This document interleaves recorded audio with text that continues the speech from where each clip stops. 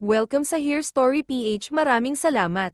Chapter 1, Shi Chuan standing out from the crowd in the hundredfold critical strike. Matinding tumama ang sikat ng araw, naglalagablab na tila apoy, Red Maple Valley, Whitestone Town. Dumating na ayon sa schedule ang taunang spirit testing ceremony, isang napakalaking grupo ng mga mortal ang nagtipon sa gilid ng malawak na plaza ng bayan. Lahat ay nakatitig sa gitna nito, walang nangangahas huminga ng malalim. Ito ay dahil naroon ang isang immortal master mula sa lambak na personal na sumusuri sa spirit root ng mga kabataang kwalipikado ng bayan, Shi Chuan, lower 8th grade spirit root, sa gitna ng plaza. Matapos makita ang resulta ng grupong ito ng kabataan, mahinahong nagsalita ang immortal master, at ang kanyang boses ay umalangaw-ngaw sa lahat ng direksyon.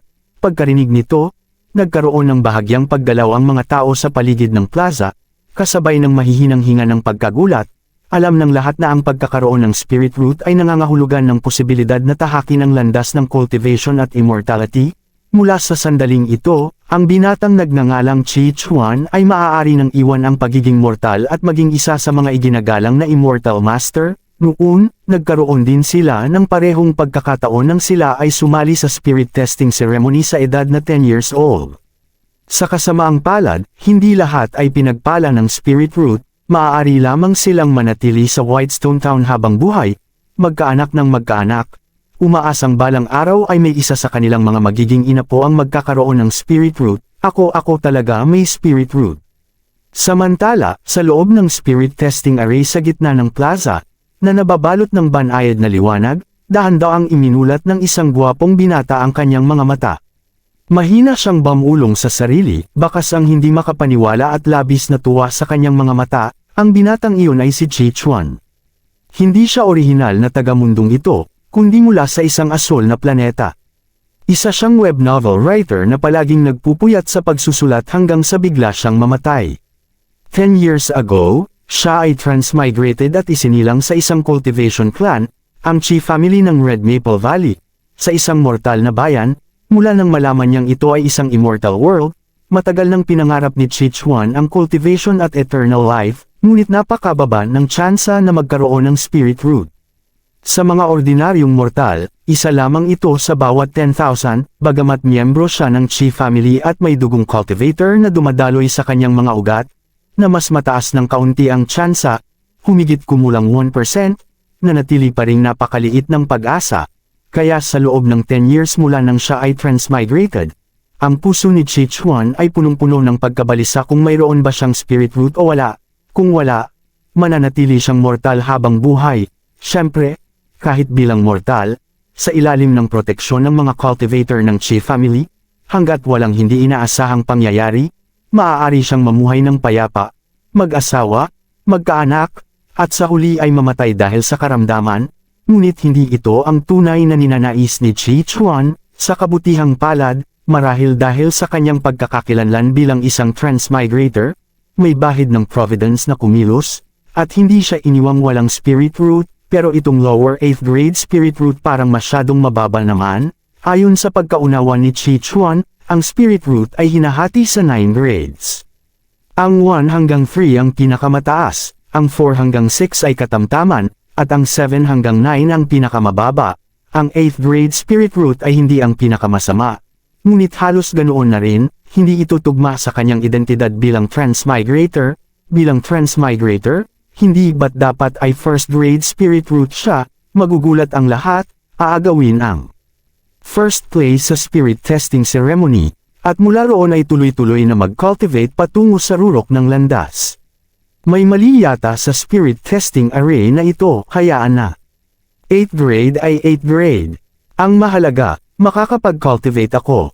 Hanggat may konting swerte at makakalap ng ilang opportunities, hindi naman siguro imposible ang immortality. Tinapos ni Shi Chuan ang kanyang pagninilay at tinanggap ang realidad.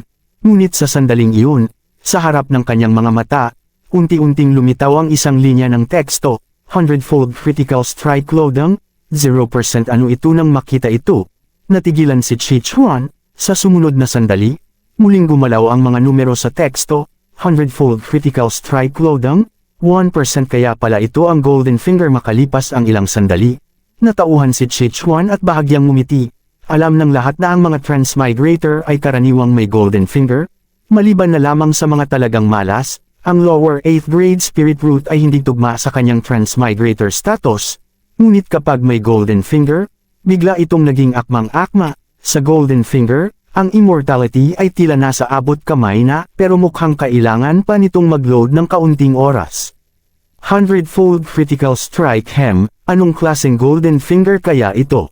Bahagyang napuno ng kuryosidad ang puso ni Chi-Chuan, umaasa siyang ito ay isang magandang golden finger, mas mainam kung pahihintulutan siyang mamuhay ng magaan at iwasan ang mga laban sa labas. Isang kilalang panganib sa cultivation realm, sinulyapan niya ang loading progress at napansin na paminsan-minsan ay bigla itong tumatalon, mabilis ang pag-usad. Marahil ay wala pang kalahating araw at tuluyan na itong matatapos, at doon magiging malinaw ang epekto nito. Dahil dito, gamaan ang kanyang loob, pagkatapos, ibinaling niya ang kanyang tingin sa spirit testing array, hindi ganoon kalaki ang array na ito. Ang aktwal na espasyo para sa pagsusuri ay kasya lamang ang iilang tao sa bawat pagkakataon. Sa kasalukuyan, bukod kay Chi-Chuan, may dalawa pang naroon, kapwa nasa edad na 10 years old, at kapwa may bakas ng pagkadismaya sa kanilang mga mukha. Ang banayad na liwanag sa paligid ni Chi-Chuan ay unti-unti nang nawawala, samantalang walang anumang galaw sa tabi ng dalawa. Mukhang wala silang spirit root. Chi-Chuan, manatili ka. Kayong dalawa, maaari nang umalis. Tunay nga, hindi kalayuan sa array, isang immortal master ng Chi family na nakasuot ng Taoist robe ang nakatayo. Ang mga kamay ay nasa likuran, at mahinahong ipinahayag ang kanilang kapalaran, hindi nang ahas sumuwi ang dalawa. Magalang silang yumuko bago umalis, puno ng panghihinayang, lumabas si Chi-Chuan mula sa array at tumabi sa gilid, hindi siya kabilang sa unang grupong nasubukan.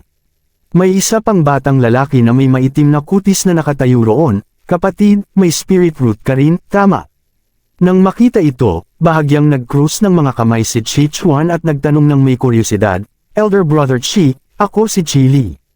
May lower 9th grade spirit root ako, hindi may hahambing sa iyong 8th grade spirit root. Bilang kapwa miyembro ng Chi family, umaasa akong aalagaan mo ako sa hinaharap. Seryosong sumaludo si Chi Li at direkta niyang tinawag si Chi-Chuan na Elder Brother. May bahagyang inggit sa kanyang mga mata, ako si Chi-Chuan.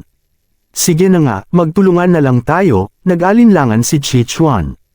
8th man o 9th grade, halos wala namang pagkakaiba.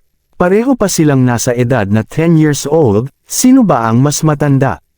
Tahimik silang tumayo, bahagyang alanganin ang paligid, patuloy ang operasyon ng spirit testing array, tigka-tatlo ang sinusuri, at paminsan-minsan ay umaalingaw-ngaw ang boses ng Immortal Master, walang spirit root, umatras ang lahat, umatras ang lahat, umatras ang lahat, lower 9th grade spirit root, maaari kang manatili, isang narration. Cue ang dumaan habang nagpapatuloy ang pagsusuri, mga Elder Brother, ako si Chi Fire. May lower 9th grade spirit root ako.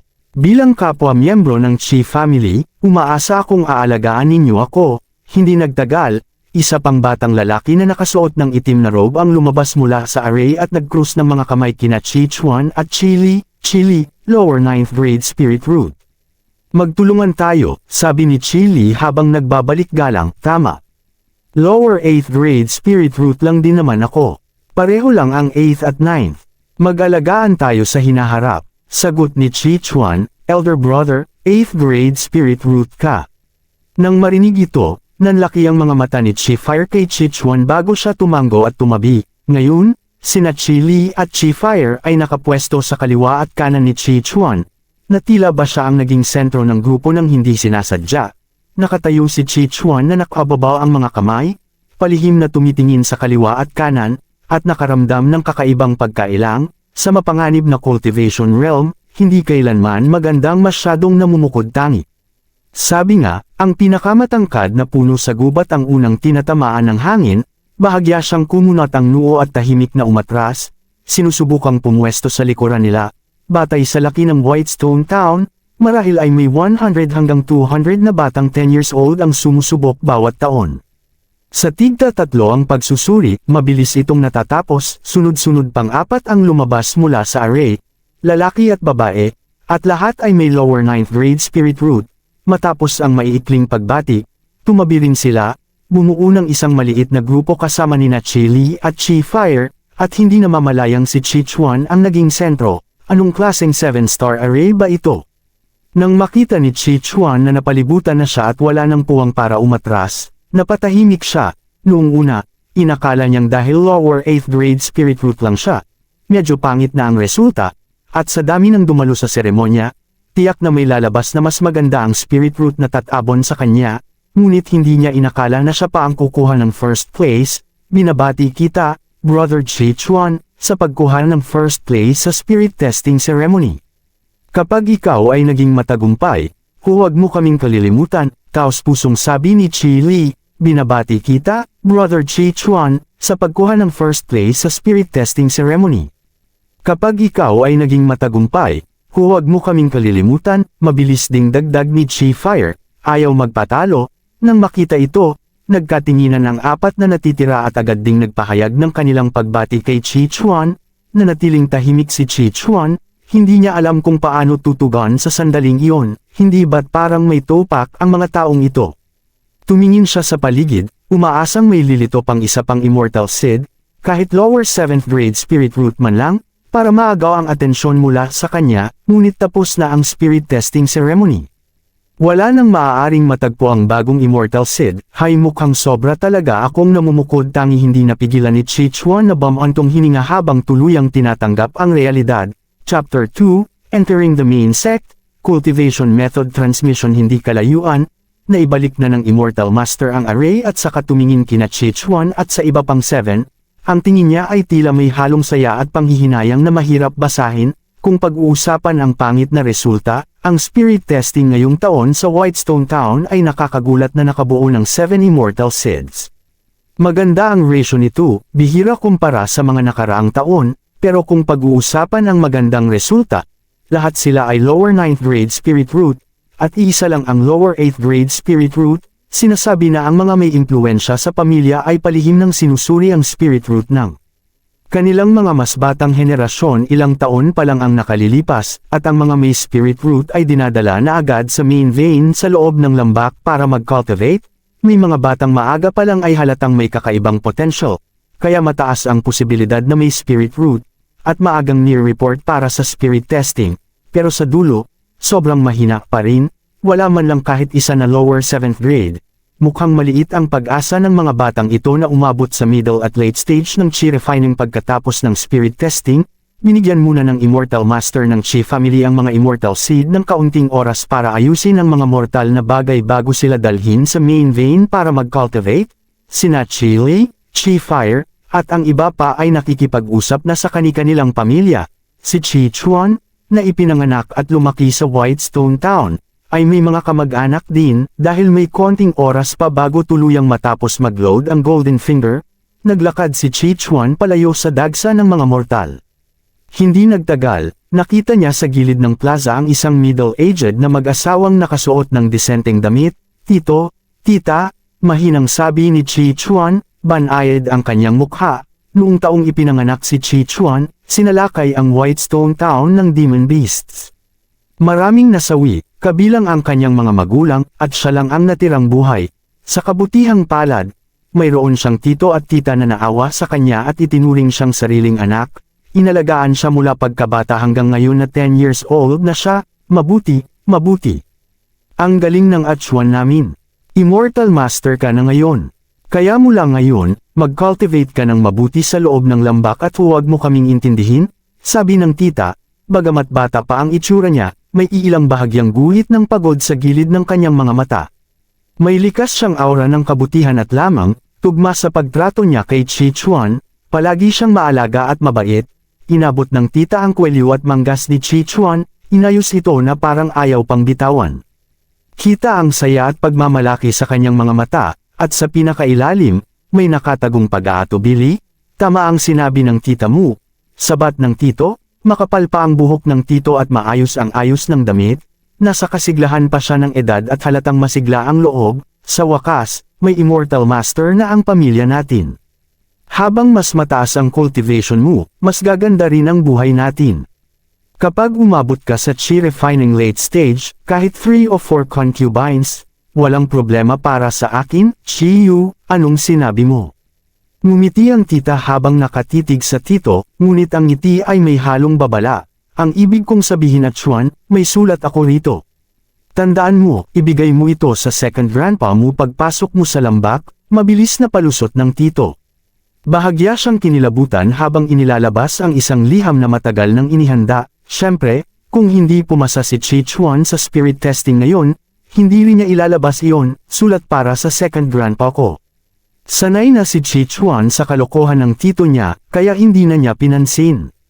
Pero na-curious siya sa liham, kaya kinuha niya at tiningnan. Alam niyang mayroon siyang second grandpa na isang cultivator. Ang second grandpa, kapatid ng yumaong lolo niya, dalawa lang ang naging anak ng lolo ni Chi Chuan.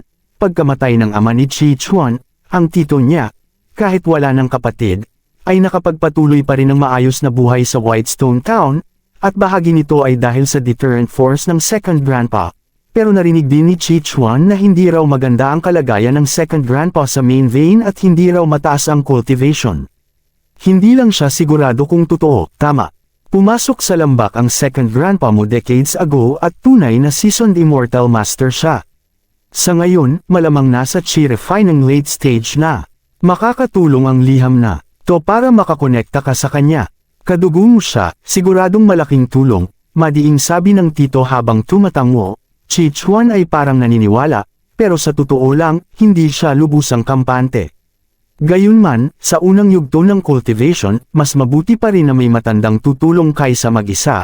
Hindi niya napigil ang magtaka kung anong realm nga ba ang second grandpa niya. Nag-usap pa silang 3 sandali, inayos ang ilang bagay, dahil maikli lang ang oras na ibinigay ng Immortal Master ng Chi family.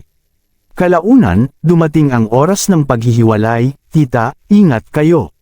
Bumababa ako paminsan-minsan para bisitahin kayo, tito, magdagdag pa kayo ng anak. Kapag may spirit root, papuntahin ninyo sa main vein. Hanapin nila ako, palagi, aalis na ako, itinago ni Chi Chuan ang liham, kumaway, at nagpaalam sa mag-asawa bago tumalikod at maglakad palayo. Ang pamamaalam na to paghihiwalay ng immortal at mortal, tinitigan ng tito ang papalayong likod ni Chi Chuan, puno ng hapdi ang tingin niya habang napabuntong hininga. Totoo pagkarinig ng tita sa mga salitang iyon, biglang umakyat ang hindi maipaliwanag na lungkot sa dibdib niya. Kahit pamangkin lang siya, inalagaan niya ito ng 10 years, sa pag-alis na ito, ang susunod na pagkikita nila baka mabilang na lang sa daliri. Sa pag-iisip na iyon, kusang namuo ang luha sa kanyang mga mata, binalot ng lungkot ang kanyang puso, halos wala ng puwang para sa ibang isipin. Nang makita ito ng tito, niyakap niya ang tita. Nakatingin siya sa malayo, at muling napabuntong hininga ng malalim, isang sword light ang umangat mula sa plaza, iniwan ang Whitestone Town, at dumiretso sa kailaliman ng Red Maple Valley. Sa ibabaw ng sword light, ang mga Immortal Seed ay punong-puno ng excitement. Ang mga mata nila ay halo ng kuryosidad at bahagyang takot, habang dumaraan ang hangin at unti-unting lumiliit ang tanawin sa ibaba. Kinatok ni Chi Chuan ang iron-colored na flying sword sa ilalim ng kanyang mga paa, dama ang tigas at bigat nitong nakakapagbigay ng kakaibang kapanatagan. Ito ba yung legendary flying sword na pumapatay ng kalaban mula sa 1,000 miles away?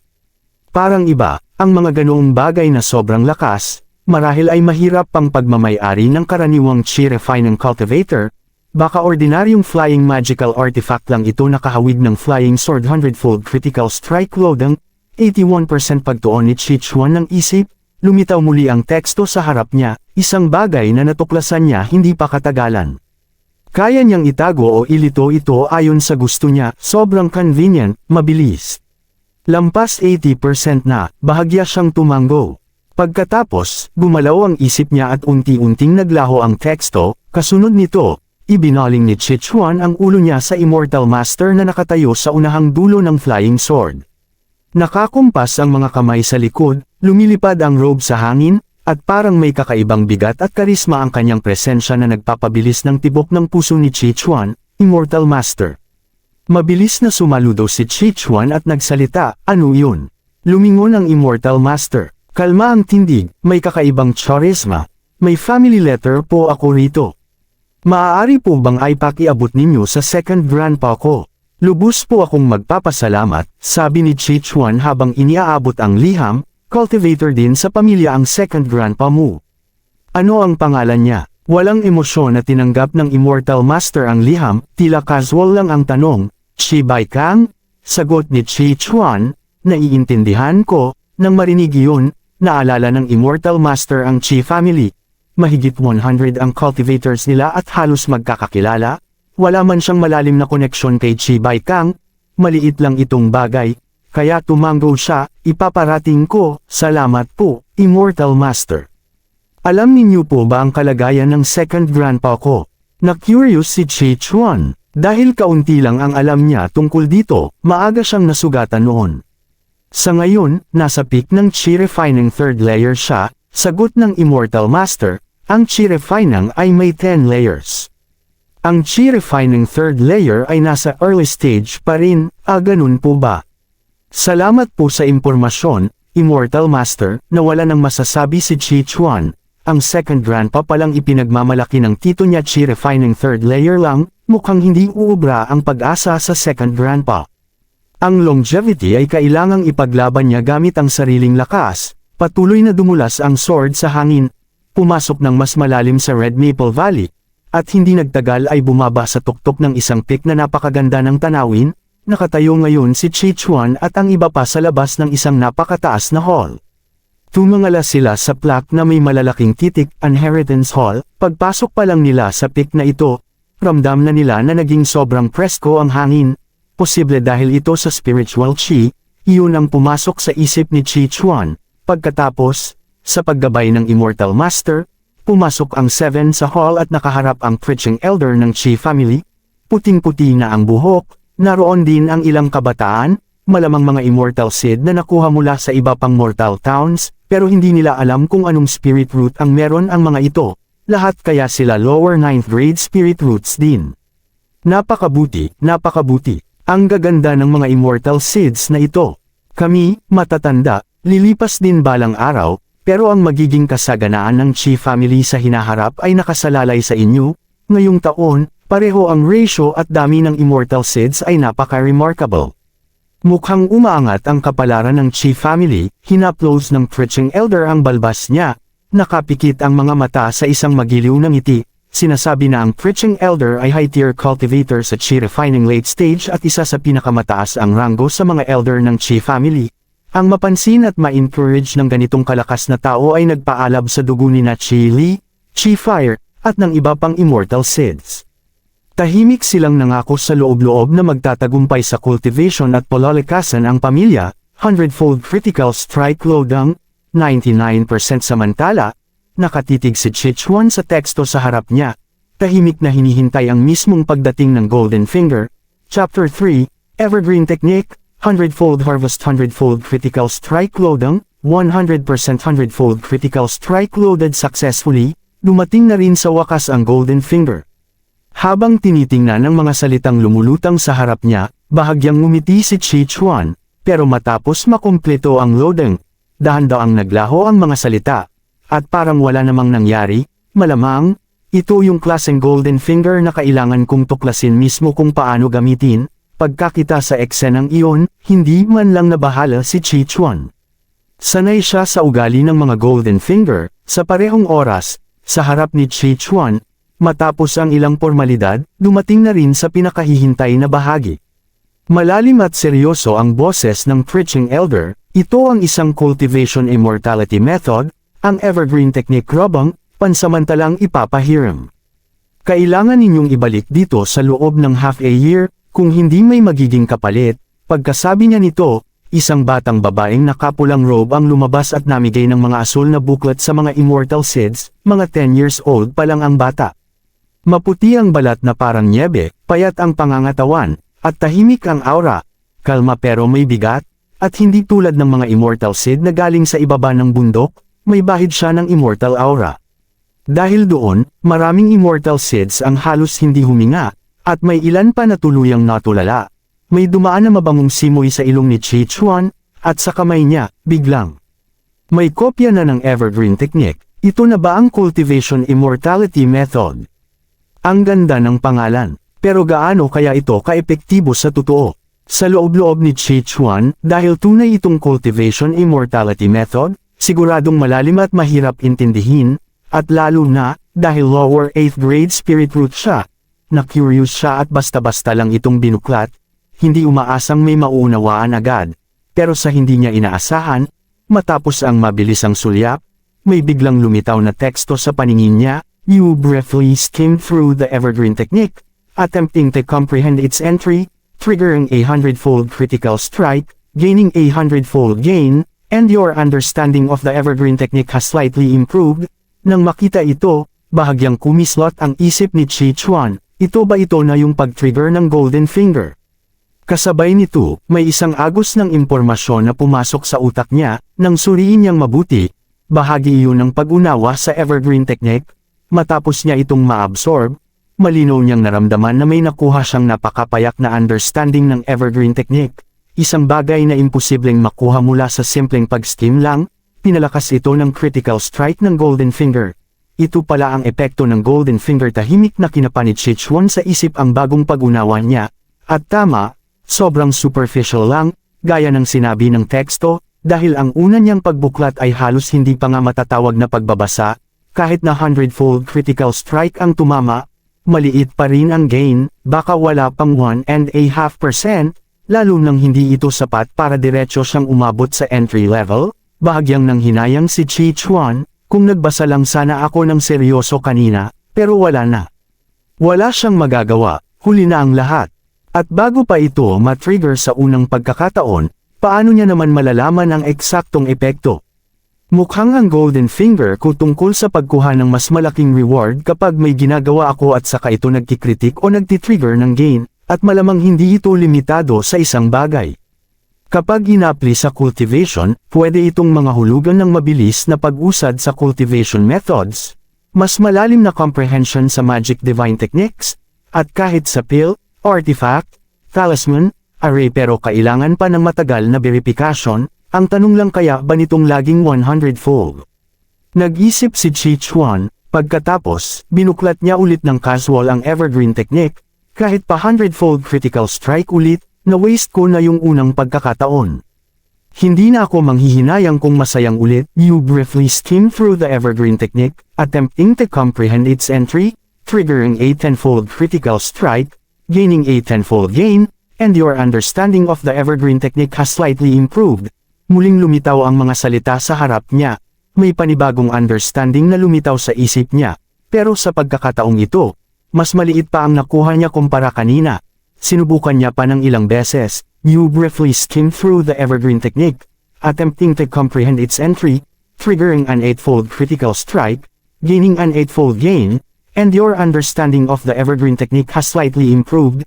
You briefly skim through the evergreen technique, attempting to comprehend its entry, triggering a 22-fold critical strike, gaining a 22-fold gain, and your understanding of the evergreen technique has slightly improved. Pagkatapos ng ilang test, nakabuo si Chi Chuan ng pansamantalang conclusion. Random ang critical strike gain, mula 1-fold hanggang 100-fold, at parang makatwiran iyon, kung lagi itong 100-fold o higit pa, sobrang oo na. Baka umupo na lang siya agad bilang daw ancestor ng immortal realm, pero kahit random na 1-fold hanggang 100-fold, sobrang solid na, kahit lower 8th grade spirit root pa siya.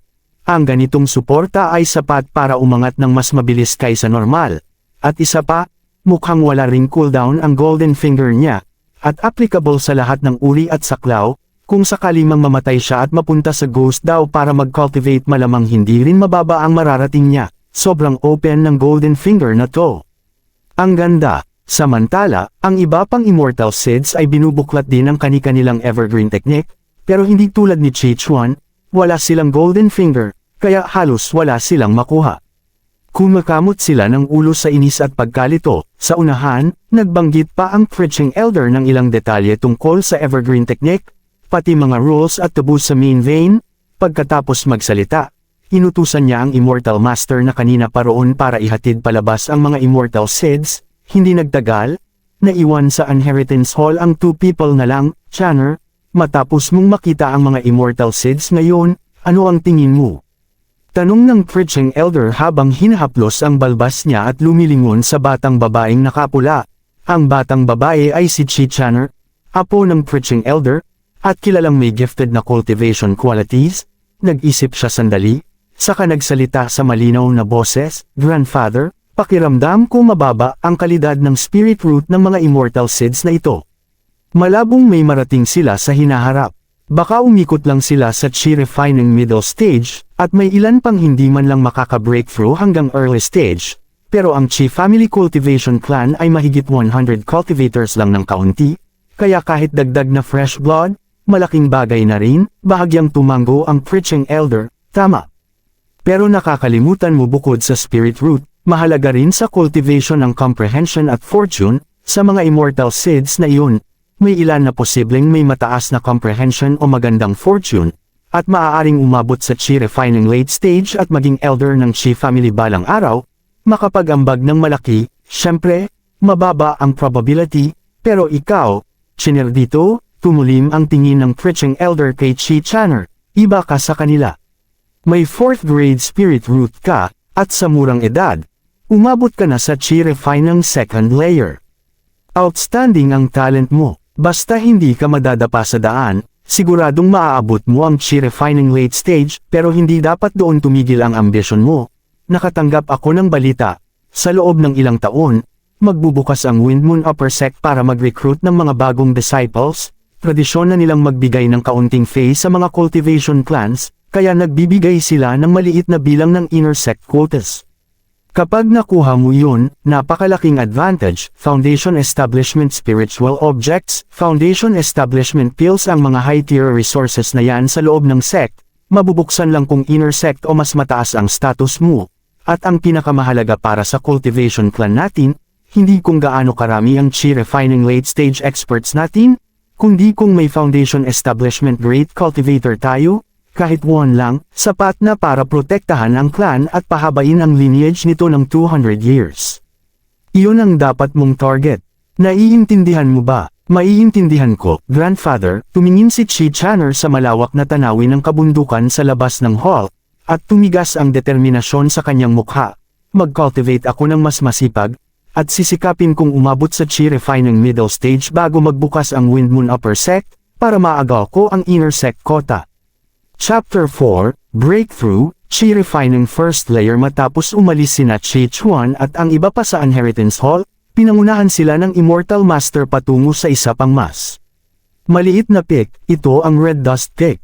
Lahat ng bagong disciple na papasok sa main branch ay mananatili muna rito ng ilang panahon. Dito kayo magko-cultivate. Kapag sapat na ang taas ng inyong cultivation, saka lamang kayo bibigyan ng sariling independent peak. Paliwanag ng Immortal Master, sinipat ni Chi Chuan ang buong peak. Maganda ang tanawin, bagamat hindi kasing engrandi ng peak kung saan naroon ang Inheritance Hall, malinaw ring mas mababa ang konsentrasyon ng spiritual chi rito. Ngunit para sa mga immortal seed na hindi pa man lang umaabot sa Chi refining first na sagtagal, mabilis na naayos ang tirahan ni na Chi Chuan at ng iba pa. Maraming tile-roofed houses ang nakakalat sa Red Dust Peak. Bahagyang luma ang mga ito, hindi sira at sapat para tirhan. Sa gilid ng bundok, may mga sakahang inihanda kung saan abala ang maraming magsasakang mortal. Ang ani nila ang nagsusuplay ng pagkain ng mga immortal seed sa Red Dust Peak dahil dito, wala nang kailangang alalahanin pagdating sa pagkain at pananamit. Umalis na ang Immortal Master, at pumili si Chi Chuan ng isang tile-roof house upang tirhan. Pagsapit ng gabi, sa loob ng bahay, nakaupo si Chi Chuan sa kama, naka-cross-legged, nakapatong sa pagitan ng kanyang mga hitaang scroll ng Evergreen Technique, at masusing nagbabasa sa liwanag ng kandila. Kanina sa Inheritance Hall, limitado ang oras niya at padalos-dalos lamang ang kanyang eksperimento, kaya kakaunti lang ang nakuha niyang insight mula sa Evergreen Technique. Ngunit kahit paano, nakapaglatag iyon ng munting pundasyon, kaya ngayon, mas naging maayos at tuloy-tuloy ang kanyang pagbabasa. Gayunpaman, marami pa ring bahagi ang malabo at mahirap intindihin, parang nauunawaan pero hindi lubos. Matapos niyang basahin ito ng isang beses, gaya ng inaasahan, may mga salitang lumitaw sa kanyang paningin. You carefully read the Evergreen Technique, attempting to comprehend the entry level, triggering a 5-fold critical strike. gaining 5-fold insights. Your understanding of the evergreen technique has increased. Tahimik na ninamnam ni Chi Chuan ang bagong kaalamang pumasok sa kanyang isipan. Napagtanto niya na kahit 5-fold lamang ang nakuha, dahil sa maingat at seryosong pagbabasa niya ngayon, mas malaki pa ang naging pakinabang kaysa sa unang cursory reading na tinamaan ng 100-fold critical strike. Sa bilis na ito, mukhang magiging napakabilis ng pag-unawa niya sa evergreen technique. You carefully read the evergreen technique, attempting to comprehend the entry level, triggering a 3-fold critical strike, gaining 3-fold insights.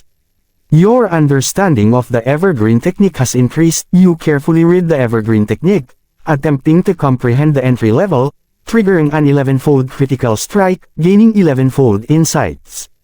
Your understanding of the evergreen technique has increased. Patuloy ang kanyang pagsisikap, at mabilis na lumipas ang oras, sa loob lamang ng isang gabi. Tuluyan ang naunawaan ni Chi Chuan ang evergreen technique. Hindi matatawag na mabagal ang bilis na ito. Pagkatapos ng ganap na pag-unawa, halos wala nang magiging pagkakamali sa kanyang susunod na cultivation. Kung hindi niya ito lubos na naintindihan at basta na lang nag-cultivate, maliit man ang posibilidad ng agarang pagkabigo, maaari pa rin itong makapinsala sa kanyang mga meridian. Sunod, kailangan ko na lang matagumpay na maramdaman ang spiritual chi sa pagitan ng heaven and earth. Akitin ito, ipasok sa aking katawan, at i-refine ito bilang isang strand ng mana. Kapag nagawa ko iyon, malalagpasan ko na ang pagiging mortal at magiging isang tunay na cultivator, isang immortal master sa chi refining first layer. Naramdaman ni Chi Chuan ang siglang umaapaw sa kanyang dibdib, habang mainit pa. Ang bakal, binaliwala niya ang pagod. Agad niyang inayos ang kanyang cultivation posture ayon sa evergreen technique, mahigpit na ipinikit ang mga mata, at sinimulang damhin ang spiritual chi, para sa mga hindi pa nagtataglay ng mana. Ang pag-sense ng spiritual chi ay napakahirap, dahil sa spirit root sa kanyang katawan, bahagya lamang naramdaman ni Chi Chuan ang isang napakahinang mystic aura na tila nagmumula sa kawalan, ngunit ang aura na iyon ay napakahirap hulihin, parang naroon at wala, lalo nang mahirap itong akitin papasok sa kanyang katawan. Ito marahil ang disadvantage ng lower 8th grade spirit root. Talagang mababa pa rin, napabuntong hininga si Chi Chuan, dahil ang resonance sa spiritual chi ay lubos na konektado sa kalidad ng spirit root. Wala siyang choice kundi magtiyaga. You attempt to sense the drifting spiritual chi between heaven and earth, triggering a 2-fold critical strike, gaining 2-fold insights. Your skills in sensing spiritual chi have gained a slight improvement. Nabigo ang unang pagtatangka, ngunit hindi na dismaya si Chi Chuan, dahil malinaw niyang naramdaman na bahagyang gumaling ang kanyang kakayahan sa pag-sense ng spiritual chi. Ang susunod na pagtatangka ay tiyak na magiging mas madali. Agad siyang sumubok muli. You attempt to sense the drifting spiritual chi between heaven and earth, triggering a 5-fold critical strike, gaining 5-fold insights. Your skills in sensing spiritual chi have gained a slight improvement. You attempt to sense the drifting spiritual chi between heaven and earth, triggering a 3-fold critical strike, gaining 3-fold insights. Your skills in sensing spiritual chi have gained a slight improvement, ngunit sa sandaling balak pa niyang magpatuloy, biglang umalag ang kanyang ulo at bumigat ang kanyang mga talukap. Malinaw niyang naramdaman na inaantok na ang kanyang kamalayan at bumabagal ang kanyang mga reaksyon. Palatandaan ba ito ng sobrang pagkonsumo ng power of divine soul? Nagulat si Chi Chuan, dapat ay naalala niya na mortal pa rin ang kanyang katawan, mahina kapwa ang pisikal na lakas at ang power of divine soul. Sa proseso ng pag-sense ng spiritual chi, napakalaki ng konsumo ng power of divine soul. Kapag nasobrahan ito at hindi agad nakabawi, may panganib pa siyang maging parang inutil. Agad niyang itinigil ang cultivation, lumabas upang kumain ng maagang pagkain, at bumalik upang matulog. Matapos ang mahabang tulog, nagising siya, iniling ang ulo, at pakiramdam niya ay mas maayos na. Ang power of divine soul ay tila bahagyang nakabawi. Doon pa lamang siya muling naglakas loob na ipagpatuloy ang pag-sense ng spiritual chi. Lumipas ang mga araw, dahil sa supply mula sa mga mortal sa labas, walang pinuproblema ang mga immortal seed pagdating sa pangangailangan sa buhay. Nasa harap na nila ang cultivation immortality method, at ang spiritual chi ay nasa paligid lamang. Ang landas tungo sa pagiging immortal master ay literal na nasa ilalim ng kanilang mga paa. Dahil dito, Ang lahat ng Immortal Seed ay nagsara ng pinto at nagkulong sa cultivation, dinobol ang kanilang pagsisikap, umaasang maging tunay na Immortal Masters. Gayunpaman, kahit kumpleto ang lahat, ang unang hakbang sa cultivation immortality ay nagpahirap sa marami. Pagkatapos ng lahat, masyadong mababa ang kalidad ng kanilang spirit root, pawang lower 9th grade lamang, ang pinakamababa, ang pag-unawa sa evergreen technique, pag-sense ng spiritual chi, pagpasok ng chi sa katawan, at ang huling pag-refine nito bilang tunay na mana. Bawat hakbang ay puno ng balakid, kaya habang lumilipas ang mga araw, ni isa ay wala pang nakakapasok sa chi refining first layer. Isa-isa silang napuno ng pag-aalala, ngunit para kay Chi Chuan, hindi ito gaanong mahirap. Isang buwan ang lumipas, you introduce chi into your body, circulate the spiritual chi within your body for a complete circulation, triggering a 100-fold critical strike, gaining a 100-fold insight, successfully refining a strand of mana, and advancing to the chi refining first layer. Sa kama, nakaupo si Chi Chuan ng naka-cross-legged. Isang strand ng mystic aura ang dumadaloy sa kanyang mga meridian. Matapos makumplito ang buong circulation, dumating ito sa ibabang bahagi ng tiyan at tuluyang pumasok sa dantian. Sa sandaling pumasok ito sa dantian, nagbago ang kulay, estado, at maging ang fluctuations na ibinubuga ng mystic aura. Sa puntong iyon, ang strand ng spiritual chi ay ganap ng naging sariling mana ni Chi Chuan, handa nang gamitin at maglabas ng kapangyarihan. Isang malakas na narration cue ng pagputok ng enerhiya ang umalangaw sa kanyang pakiramdam. Biglang iminulat ni Chi Chuan ang kanyang mga mata. Isang sinag ng liwanag ang dumaan sa kanyang itim na mga mata, naglalabas ng nakakahindik na presensya. Napakabuti. Habang sinusuri ang kalagayan ng kanyang katawan, bahagyang ngumiti si Chi Chuan, bagamat sa loob-loob niya ay punong-puno siya ng tuwa. Sa mga nakaraang araw, nagawa na rin niyang ipasok ang chi sa kanyang katawan, ngunit makalipas ang kaunting oras, naglalaho rin ang lahat ng spiritual chi at hindi ito nagiging mana. Kanina, pakiramdam niya ay isang hakbang na lang ang kulang at siguradong mabibigo ulit siya, kaya balak na lang niyang magdagdag pa ng pagsisikap sa susunod. Ngunit hindi niya inakala na tatamaan siya ng 100-fold critical strike at direktang lampasan ng susunod na yugto. Ngayong araw, isa na siyang tunay na cultivator sa mortal town ng Chi family. Simula ngayon, kapag nakita siya ng mga tao, malamang ay magalang na nilang sasabihin, Immortal Master, ngunit ang landas ng cultivation immortality na para sa kanya ay nagsisimula pa lamang. Sa sandaling ito, malinaw niyang naramdaman ang strand ng mana sa loob ng kanyang katawan na naglalabas ng banayad na mystic fluctuation. Dahan-daang pinapalakas at inaalagaan ang kanyang laman. Sa kasalukuyan, mortal pa rin ang kanyang katawan, ngunit sa presensya ng mana, at sa patuloy na pag-aalaga nito, unti-unti itong lalakas, hanggang sa umabot sa antas ng isang martial arts master sa mortal world. Malakas ang pangangatawan, malayo sa sakit, at hindi tinatablan ng lason, at natural. Ang kanyang lifespan ay hahaba ng malaki. Chapter 5, Official Status. Immortal Seeds amazed matapos ang breakthrough niya. Diretsyong nag-report si Chi Chuan. Chi Chuan, umabot ka na sa Chi Refining First Layer. Formal nang ibinibigay sa iyo ang identity mo, kasama ang token, isang magic robe, at 2 pieces of spirit stone. Kinabukasan, sa isang patag na bahagi ng red dust pick, ngumiting sabi ng isang middle-aged na lalaki na nakasuot ng steward attire, siya ay ipinadala ng pamilya. Kapag may immortal seed na nakaabot sa Chi Refining First Layer, ganoon talaga ang treatment. Salamat, steward. Nag-cruise ng kamay si Chi Chuan, saka lumapit at tinanggap ang mga ibinigay gamit ang dalawang kamay. Isang token na pulang-pula na parang jade. May natural na mga guhit. Halos kahawig ng mga marka ng puno. Gawa ito sa isang kilalang spirit wood ng Red Maple Valley. Ang Red Maple Wood, sa harap, inukit ang undulating na contours ng Red Maple Valley, may mga ulap na lumulutang sa ibabaw, at sa gitna, isang chi character na parang yakap ng mga ulap. Sa likod, nakaukit ang Chi Chuan, kasama ang isang linya ng maliliit na titik na nagsasabing miyembro si Chi Chuan ng Chi family, at anumang tangkang manakit sa kanya ay iimbestigahan ng mahigpit. Ito ang identity token ng Chi family.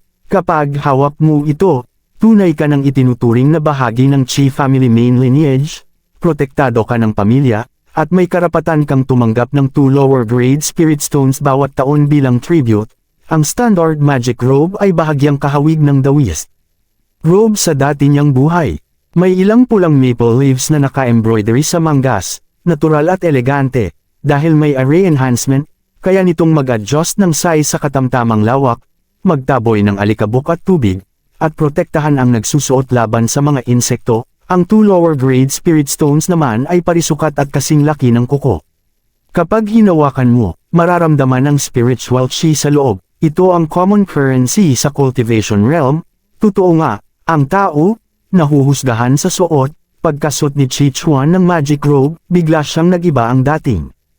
Tunay na siyang mukhang disciple ng cultivation clan, ibang-iba sa itsura niya noong brocade lang ang suot, hindi kalayuan, lumabas ang ibang immortal seeds mula sa tile-roofed houses, at nagpadala ng inggit na tingin sa direksyon niya. Hindi ko akalaing aabot agad si Chi Chuan sa chi refining first layer, 1 month pa lang, di ba? Ganyan talaga kapag 8th grade spirit root. Tayo na 9th grade, hindi talaga makakahabol, tahimik na nagbuntong hininga ang mga immortal seeds, pareho sila ni Chi Chuan, sa parehong araw na subukan ng spirit root, sabay pumasok sa main lineage, at sabay nakatanggap ng cultivation method, pero ngayon, habang sila ay nagsisikap pa rin, si Chi Chuan ay nakapag-breakthrough na at may formal na identity na, ganito kalaki ang agwat dahil sa 1 grade difference lang. Hindi mo na kailangang magpasalamat, Chi Chuan. Pati ang preaching elder, nagulat sa bilis ng breakthrough mo. Pero sa chi refining realm, habang tumataas ang layer, mas lalong humihirap, at maraming bottlenecks na kumukulong sa maraming cultivators ng clan. Magpursige ka, baka may marating ka pa sa hinaharap. Matapos ibigay ang mga bagay, nag-iwan ng ilang salita ng encouragement ang steward bago umalis. Inilapat ni Chi Chuan ang kamay niya sa harap ng dibdib, dama ang magic robe, at ang token at spirit stone sa loob. May bahagyang satisfaction at kapanatagan sa loob niya, ang pagkakaroon ng formal na identity ay dagdag na proteksyon, at ngayon, maaari na rin siyang magsimulang mag-access ng ilang resources ng pamilya, para mas mapabilis ang cultivation niya. Habang nag-iisip siya, may isa pang figure ang lumitaw, umaakyat mula sa paanan ng bundok, kakaalis lang ng steward may papalit agad. Nagulat si Chi Chuan, pero umabot na ang tao sa pik, isang gwapong matandang lalaki na may uban. Halatang hinarap ng mukha niya ang hangin at araw ng matagal, kaya may bigat ang edad sa itsura. Ngunit sa pagod na mga mata niya, may nakatagong pag-asa. Sino sa inyo ang Chi Chuan? Malakas na tanong niya, bahagyang hingal. Ako po, sagot ni Chi Chuan at lumapit. Ang taong ito ay hinahanap siya, posible kayang ikaw si Chi Chuan. Ako ang lolo mo. Nagningning ang mga mata ng matanda habang nakatingin kay Chi Chuan, malakas ang boses. Sa malayo, nagulat ang mga immortal seeds habang pinapanood ang eksena. Bahagyang kumaibot ang labi ni Chi Chuan, pero lumapit pa rin siya para magbigay galang bilang junior. Chi Chuan, bumabati po sa second grandfather. Nakuha na po ba ninyo ang sulat ni Tito? Tama, at Chuan. Ako ang second grandfather mo. Kakabalik ko lang mula sa mission, natanggap ko ang liham, at agad akong pumunta rito para hanapin ka. Tinanggap ni Chi Baikang ang pagbati ni Chi Chuan. Masayang tinapik niya ang balikat nito, halatang tuwang-tuwa. Isipin mo, ako, si Chi Baikang, pumasok sa main lineage noong 10 years old pa lang. More than 50 years akong nag-cultivate, palaging mag-isa. Ngayon, sa wakas, may descendant na ako. Hindi ba't napakaganda? Pagkatapos magsalita, saka lang napunta ang tingin niya sa suot ni Chi Chuan, at bigla siyang natigilan. Iyan ang magic robe na ibinibigay ng pamilya at Chuan, umabot ka na sa chi refining first layer. Opo, second grandfather. Kaka-breakthrough ko lang, tumanggo si Chi Chuan, ang bilis. 1 month pa lang mula. Noong spirit testing ceremony. Mabuti, haha. Kinuwento ni Chi Baikang ang oras at lalo siyang natuwa. Ano ang spirit root mo? Kung ganito kabilis ang breakthrough, siguradong maganda ang spirit root, lower 8th grade. Sagot ni Chi Chuan, 8th grade spirit root. Bahagyang nagulat si Chi Baikang. Hindi yun ang inaasahan niya, mukhang sobrang compatible ka sa evergreen technique kaya ka bumilis ng ganyan, at hindi rin naman masama ang 8th grade. Ako nga, second grandfather mo, lower 9th grade spirit root lang. Matapos silang magkwentuhan at mas maintindihan ang sitwasyon, tumingin si Chi Baikang sa paligid ng Red Dust Peak at nagmungkahi, sumama ka sakin. Dahil nasa chi refining first layer ka na at may formal na identity na, hindi mo na kailangang manatili rito sa red dust tick. Kahit hindi mataas ang cultivation ko, may sarili akong independent tick, sige po, agad pumayag si Chi Chuan. Mas maganda pa rin ang independent tick kaysa red dust tick kaya nagpaalam si Chi Chuan sa ibang immortal seeds at, sa ilalim ng kanilang mga tingin, umalis siya ng red dust tick kasama ang second grandfather niya. Hindi nagtagal, dumating sila sa isang ordinaryong mountain peak na medyo magulo ang itsura, may ilang cabins na parang basta na lang itinayo, at sa paligid, may spirit fields na tinaniman ng hindi kilalang mga pananim, lahat ng cabins na yan, ako mismo ang gumawa, masayang sabi ni Chi Baikang. May inayos na akong isang cabin, mula ngayon, dito tayo titira, tayong maglolo, walang gugulo, pagtingin sa magulong pagkasala-sala ng peak, napatahimik si Chi Chuan sandali. Kung hindi lang niya naramdaman na mas okay ng kaunti ang spiritual chi rito kumpara sa red dust tick, baka hindi pa niya ginustong lumipat, pero totoo rin, ang independent tick ay mas mainam pa rin, lalo na sa katahimikan at kalayaan, at sa kawalan ng pakikialam ng iba, mabilis na inihanda ni Chi Baikang ang cabin para kay Chi Chuan, hindi nagtagal, naghanda rin siya ng masaganang hapunan at inanyayahan si Chi Chuan na kumain, at Chuan, kain lang. Marami sa mga ito may bahid ng spiritual chi. Kakakuha ko lang ng batch ng supplies mula sa Merong family. May nakuha rin akong gains, kaya kong maghanda ng ganito, sabi ni Chi Baikang habang kamakaway ang kamay, Merong family. Napatingala si Chi Chuan nang hindi sinasadya, tumanggo si Chi Baikang, isa pang cultivation clan. Maayos ang relasyon nila sa Chi family pero malayo sila. Mas mahina ang cultivation nila. Kaya sa pagkakataong ito, transportation lang ang sinalihan ko, second grandfather, marami po bang cultivation clans na tulad ng Chi family natin? Tanong ni Chi Chuan, may kuryosidad. Oo, marami-rami, sagot ni Chi Baikang. Ang Merong family, Ye family, Xiao family kasama ang Chi family natin, lahat iyan ay strong clans, may foundation establishment ancestors na nagbabantay, bukod sa mga iyon, may mga minor clans at mga declining clans din, na sinusuportahan lang ng mga chi refining late stage, o minsan middle stage pa nga, pero lahat ng clans sa paligid nasa ilalim ng pamumuno ng Wind Moon Sect. Nakasalalay ang lahat sa kung anong maisipan nila. Chapter 6, First Glimpse of the Sword Dao, Cultivating 5 Elements Magic. Kaya bukod sa Chi family, napakarami pang ibang cultivation clans, at sa ibabaw ng lahat ng clans na ito, naroon ang napakalakas na Wind Moon Sect na pumipigil at namumuno sa kanila. Noon, si Chi Chuan ay isang ordinaryong mortal lamang sa Whitestone Town, kaya natural lang na wala siyang alam sa tunay na kalagayan ng cultivation realm sa labas, kung ganoon, mukhang hindi rin mahina ang Chi family natin. May foundation establishment ancestor tayo. Kung ganoon, ang Wind Moon Sect na kayang mangibabaw sa lahat ng clans tiyak na may core formation cultivators sila. Malakas na nag-isip si Chi Chuan habang nagsasalita, tumanggo si Chi Baikang. Natural lang, ang Profound Sword True Master ng Wind Moon Sect ay kilalang kilala bilang isang Core Formation True Master. Profound Sword True Master ibig sabihin, isang legendary sword cultivator. Pagkarinig nito, hindi napigilan ni Chi Chuan na maalala ang iron-colored flying sword na kasing laki ng pinto na sinakyan niya noong papasok sila sa main tech. Pero malinaw sa kanya na ang flying sword na iyon ay malamang hindi tunay na flying sword, kundi isang flying magical artifact lang na hugis espada. Tama, sabi ni Chi Baikang habang umiiling. Ang Profound Sword True Master ay isang tunay na sword cultivator. Sinasabi na ang kanyang divine techniques ay napakalawak, at nakapatay na siya ng higit sa isang cultivator na kapantay ng realm niya. Sa mga karatig lugar, isa siyang buhay na alamat, isang tunay na sword cultivator. Tahimik na nag-isip si Chi Chuan, sa golden finger ko, kahit normal na cultivation o mga auxiliary profession tulad ng pill refinement, artifact crafting, o talisman arrays ang tahakin ko, tiyak na may resulta at darating ako sa mataas na antas balang araw.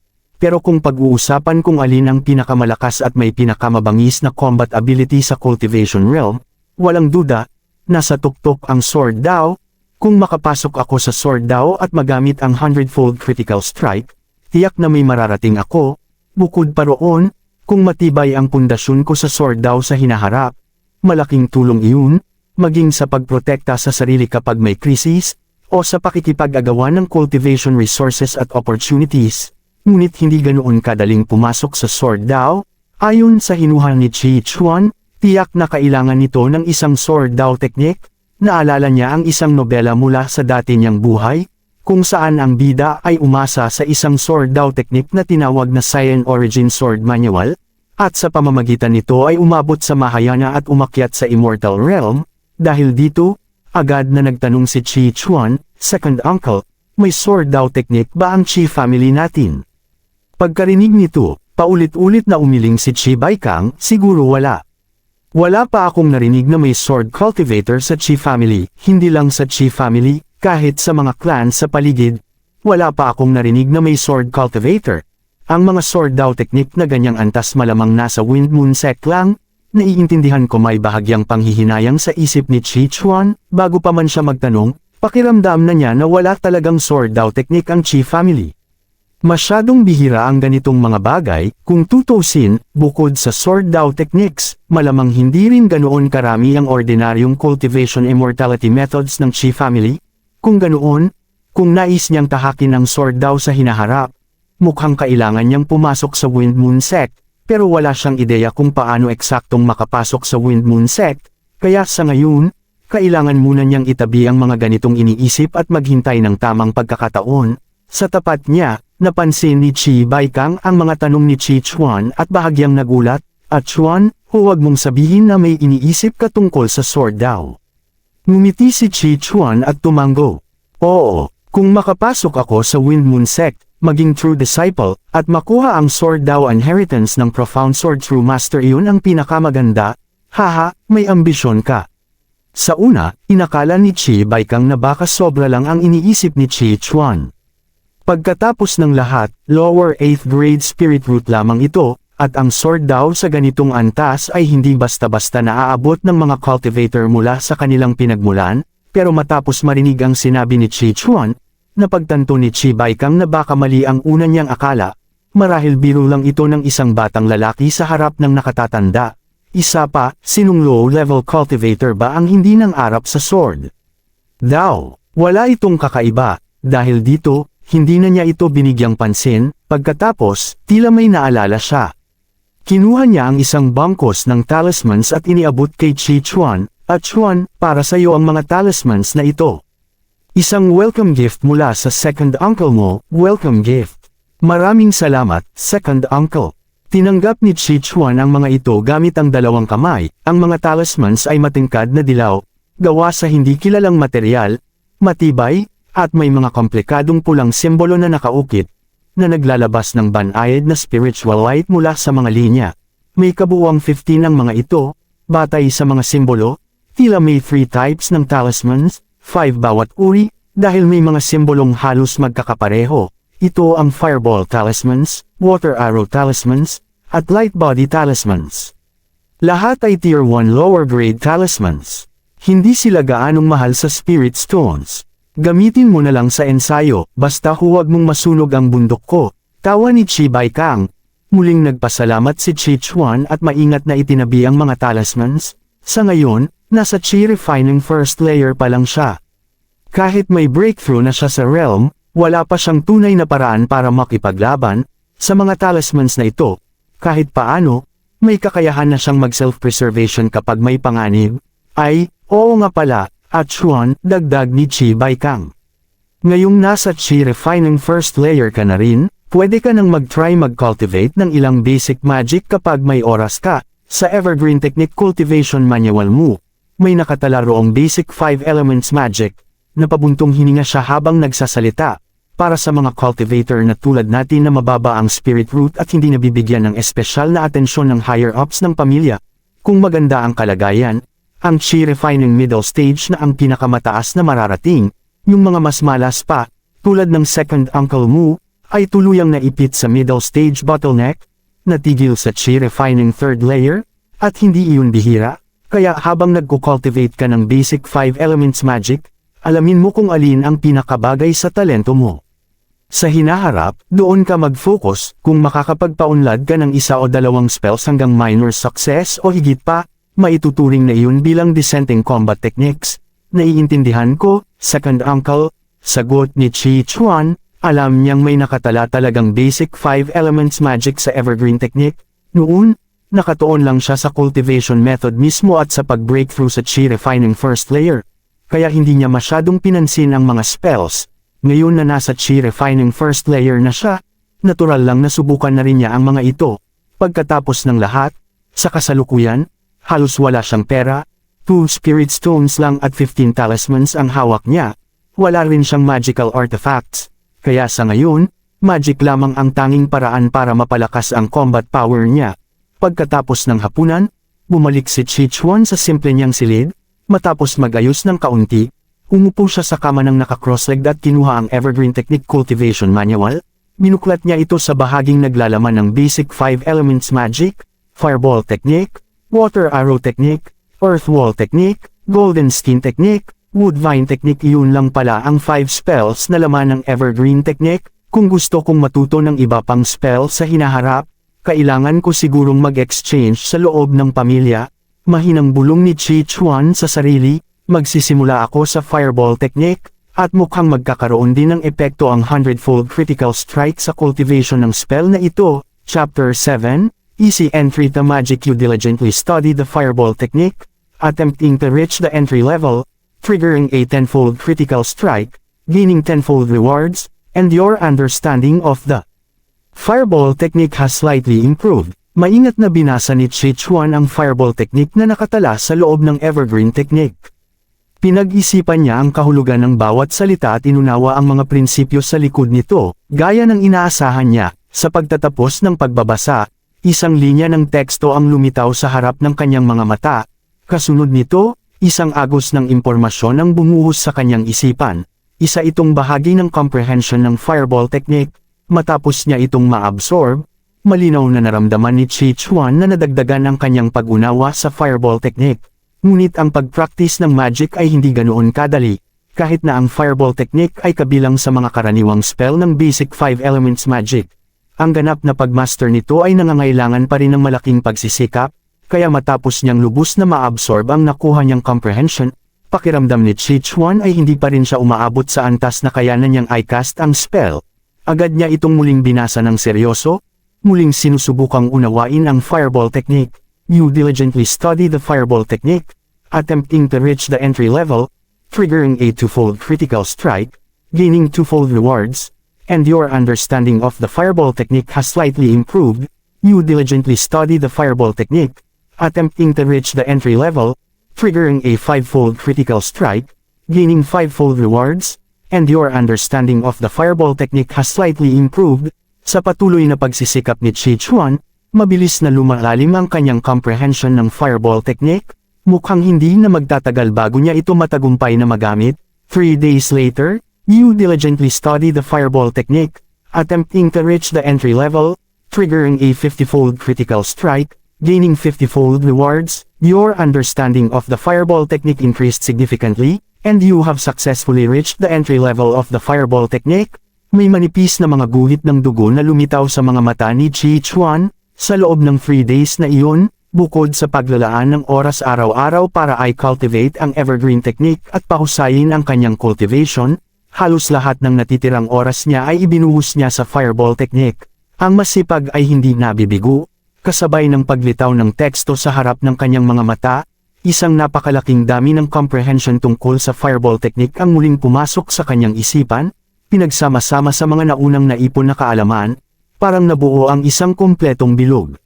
Sa isang iglap, hindi na malayang bumuo si Chi Chuan ng isang handsail at mahinang bumigkas, sa loob ng kanyang lower abdomen, isang daloy ng mana ang hinugot mula sa dantian at damaloy sa mga tiyak na meridian, patungo sa handsail na nabuo ng kanyang mga kamay. Isang mahinang liwanag ang lumitaw, unti-unting bumubuo ng isang spherical na hugis, na tila may naglalagablab na init sa loob. Sa sandaling tumigil ang pagbigkas, bigla niyang itinaas ang kanyang kamay, isang narration cue ng biglaang pagsiklab ng apoy ang naganap. Sa kanyang palad, biglang sumiklab ang apoy, agad na nagliwanag sa madilim na silid na kanina ay sinisinagan lamang ng mahinang kandila. halo ng matinding init ang kumalat, sinusunog ang hangin, at ang espasyo sa itaas ay bahagyang nagbaluktot dahil sa sobrang init. Gayunpaman, ang init na ito ay hindi nakapinsala kay Chi Chuan, bagkus, nagdulot lamang ito ng pakiramdam ng banayad na init. Ito ang fireball technique. Pinagmasdan ni Chi Chuan ang apoy sa kanyang palad, may kislap ng liwanag sa kanyang mga mata. Ito ang unang beses na matagumpay niyang nakast ang isang magic spell matapos magkaroon ng mana, isang kakayahang para sa mga mortal ay maituturing na divine technique. Ang apoy na nabuo mula sa mana ay ganap na naiiba sa ordinaryong apoy. Napakataas ng temperatura nito, sapat na ang isang fireball para agad gawing abo ang anumang mortal na material na matamaan nito. Sa puntong ito, masasabi ng si Chi Chuan ay tunay nang nagtataglay ng realm at kakayahan ng isang immortal master. Pero bakit napakaliit ng fireball na nalilikha ng fireball technique ngayon? Pinagmasdan ni Chi Chuan ang fireball sa kanyang palad. Ito ay pulang-pula, may maiitim na apoy na umiikot sa paligid, kumikislap at nanginginig. Ngunit ang sukat nito ay kasing laki lamang ng isang red date, at mukhang hindi rin ito masyadong stable. Sa kasalukuyan, nakatuon si Chi Chuan sa pagkontrol ng fireball upang mapanatili ito. Ngunit kahit bahagyang pagluwag lang ng konsentrasyon, agad itong nanginginig at maaaring maglaho. Bukod pa rito, ramdam niya ang unti-unting pag-ubos ng kanyang mana. Dahil dito, itinigil ni Chi Chuan ang pagdaloy ng mana, at agad na naglaho ang red date size na fireball sa kanyang palad. Sa sandaling iyon, isang linya ng teksto ang muling lumitaw sa harap ng kanyang mga mata. You successfully cast the fireball technique once and maintain it for a period, triggering a threefold critical strike, gaining threefold rewards, and your proficiency in the fireball technique has slightly improved. Kasunod nito, napuno ang kanyang isipan ng mas maraming praktikal na karanasan, tungkol sa pagbuo ng hand seals, pagbigkas ng incantation, pagdaloy ng mana, at mismong paghubog ng fireball, para bang nakast na niya ang fireball technique ng 3 times, kaya natural na mas naging bihasa ang kanyang pagkontrol dito. Kaya pala ang pagcast mismo ng fireball technique ay nagpapataas din ng proficiency. Lubos na nasiyahan si Chi Chuan. Sa ganitong paraan, kailangan lang niyang paulit-ulit na i-cast ang fireball technique at panatilihin ito ng mas matagal, at gamitin ang 100-fold critical strike upang mabilis na pataasin ang proficiency nito. Ayon sa cultivation manual, ang mga basic 5 elements magic at karamihan sa mga karaniwang spells sa Chi Refining Realm ay may antas ng mastery, entry, minor success, great success, at perfection. Sa kasalukuyan, ang fireball technique niya ay nasa entry level pa lamang. Sa normal na kalagayan, ang pag-angat nito hanggang minor success ay maaaring tumagal ng napakahabang panahon. Sa Chi Refining Realm, lalo na sa early stage, napakakaunti ng mana na maaaring gamitin sa pagcast ng spells. Madalas, pagkatapos ng ilang beses na paggamit, mauubos na agad ang mana. Dagdag pa rito, ang mga low-level cultivators ay kailangang maglaan ng oras sa cultivation mismo, sa pagtaas ng realm, at sa paggawa ng iba't ibang tasks para makakuha ng cultivation resources. Kaya sa early at middle stages ng Chi Refining, karamihan sa mga cultivator ay may spells lamang na nasa pagitan ng entry at minor success. Kung may isang spell na umabot sa minor success, maituturing na itong maaasahang sandigan, at kung may dalawa o higit pang spells na nasa minor success level, kahit walang magagandang magical artifacts o talismans, tiyak na hindi mahina ang cultivator na iyon. Ngayon, dahil sa 100-fold critical strike, si Chi Chuan ay maaaring makakuha ng multiple o kahit 100-fold na proficiency sa mas kaunting oras at mana, na tiyak na magpapabilis ng husto sa pag-unlad ng kanyang spells. Pero sa ngayon, malayo pa ang minor success. Unahin ko munang maabot ang entry level ng iba pang 4 spells. Muling bumagsak ang tingin ni Chi Chuan sa natitirang 4 na basic 5 elements magic. You diligently study the water arrow technique, attempting to reach the entry level, triggering a 13-fold critical strike, gaining 13-fold rewards, and your understanding of the water arrow technique has slightly improved. Muling lumitaw ang teksto sa kanyang paningin. Sa kanyang isipan, isang panibagong agos ng impormasyon ang sumulpot. Isa itong bahagi ng comprehension ng water arrow technique. Chapter 8, The Value of a Golden Finger. Makalipas ang humigit kumulang kalahating buwan, sa hindi pinangalanang independent pick kung saan naninirahan sina Chi Baikang at Chi Chuan, isang narration cue ng matinis na paghiwa ng hangin ang umalangaw-ngaw. Sa kawalan, isang pulang liwanag ang mabilis na humadjabis, at damapo sa mga sanga ng isang hindi pinangalanang malaking puno. Isang narration cue ng biglaang pagsiklab ng apoy ang sumunod, ang fireball, kasing laki ng isang red date at balot ng pulang liwanag, ay agad na naging isang dagat ng apoy sa sandaling damaykit ito sa sanga, mabilis na kumalat at nilamon ang buong puno. Isang narration cue ng rumaragas ang hangin at apoy ang umalangaw-ngaw. Sa iglap na iyon, tila nagsanib ang hangin at apoy. Karamihan ng peak ay naligo sa pulang liwanag, mistulang isang dapit hapon sa ilalim ng naglalagablab na ulap, pagkatapos, sa isang kisap mata, ang buong puno ay naging abo na nagkalat pababa. Marahil ay masyadong lubos ang pagkasunog, kaya kakaunti lamang ang natirang abo, isang maliit na bilog, na agad ding tinangay ng hangin, sa loob ng maikling panahon, isang buhay na matayog na puno ang tuluyang naglaho na parang hindi kailanman umiral. Ito ba ang kapangyarihan ng magic? Talagang hindi ito maihahambing sa ordinaryong apoy, hindi napigilan ni Chi Chuan na humanga habang pinagmamasdan ang nakagigimbal na tanawin. Ang eksenang ito ay, syempre, gawa mismo ni Chi Chuan, sa nakalipas na kalahating buwan. Masigasig niyang pinraktis ang magic, at sa wakas ay nagawang i-master ang lahat ng 5 basic 5 elements magic spells. Sa dati niyang buhay bilang isang ordinaryong tao, kailanman ay hindi siya nakaranas ng ganitong uri ng misteryosong kapangyarihan. Matagal niya itong pinigilan sa loob, ngunit sa huli ay hindi niya napigil ang subukan ng lakas ng magic, hindi siya binaygo ng fireball technique. Sa katunayan, mas malakas pa ito kaysa sa inaasahan niya. Sa kabutihang palad, hindi niya sinubukan ang fireball technique sa loob ng kanyang silid.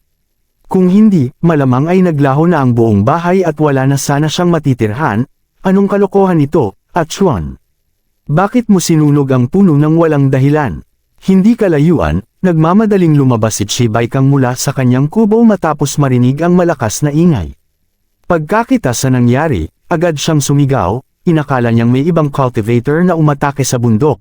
Ngunit lumabas na ang pamangkin niya pala ang may gawa ng kaguluhan. Oy, may apoy pa. Nasusunog pa. Habang nagsasalita, napansin niya ang isang maliit na kumpol ng natitirang apoy na nakalutang sa ere, papatak na sana sa kagubatan sa ibaba. Kapag nagliyab iyon, halos buong bundok ang maaaring masunog, isang ganap na sakuna, agad na nanlaki ang mga mata ni Chi Baikang. Mabilis niyang binuo ang mga hand seal upang mag-cast ng magic at patayin ang natitirang apoy, ngunit sa kabilang panig, napansin na rin iyon ni Chi Chuan. Bumuo na siya ng hand seals, at isang water arrow na kasing kapal ng hinlalaki ang pumutok palabas. Tumama sa natitirang apoy sa ere, at kapwa sila naglaho, isang narration cue ng paghinga ng may ginhawa ang maririnig. Nang makita ito, tuluyang huminga ng maluwag si Chi Baikang.